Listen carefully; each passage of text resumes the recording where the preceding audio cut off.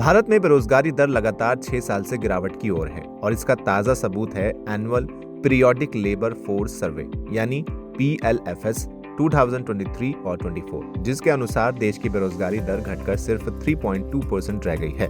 2017-18 में जहां ये आंकड़ा 6% था, वहीं 2023-24 तक इसमें लगभग आधी गिरावट दर्ज की गई है। ये गिरावट भारतीय लेबर मार्केट में हो रहे स्ट्रक्चरल सुधारों की तरफ इशारा करती है।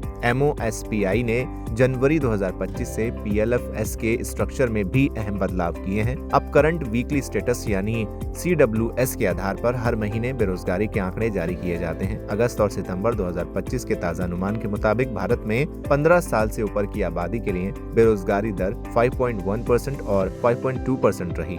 दिलचस्प बात यह है कि ग्रामीण भारत में बेरोजगारी इससे कम रही। अगस्त में 4.3% और सितंबर में 4.6%, जबकि शहरों में बेरोजगारी ज्यादा दर्ज की गई, जो 6.7% और 6.8% थी। ये अंतर बताता है कि शहरी इलाकों में नौकरियों की होड़ अभी भी ज्यादा है और रिकवरी धीमी। मंत्रालय का कहना है कि रोजगार सृजन और युवाओं की रोजगार क्षमता बढ़ाना सरकार की टॉप प्रायोरिटीज में शामिल है। इसी उद्देश्य से केंद्र सरकार देश भर में कई योजनाएं और प्रोग्राम लागू कर रही है, जिनका फोकस न सिर्फ रोजगार बढ़ाना है बल्कि महिलाओं, SC/ST समुदाय और ग्रामीण शहरी दोनों क्षेत्रों की भागीदारी को मजबूत करना भी है।